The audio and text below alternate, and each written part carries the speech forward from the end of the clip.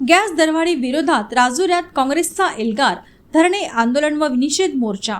केंद्र आणि राज्य सरकारच्या धोरणांविरोधात तसेच घरगुती गॅस सिलेंडरच्या वाढत्या दरांच्या निषेधार्थ काँग्रेस पक्षाने राजुरा येथे मोठे धरणे आंदोलन व निषेध रॅली काढली। संविधान चौकात काँग्रेसचे पदाधिकारी व कार्यकर्ते मोठ्या संख्येने जमले होते। त्यानंतर संविधान चौक ते तहसील कार्यालय असा मोर्चा काढण्यात आला। मोर्चा दरम्यान आंदोलनकर्त्यांनी सरकार विरोधात जोरदार घोषणाबाजी करत वाढत्या महागाईचा निषेध नोंदविला। या आंदोलनाच्या शेवटी तहसीलदारांमार्फत राष्ट्रपती द्रौपदी मुर्मू यांना विविध मागण्यांचे निवेदन सादर करण्यात आले।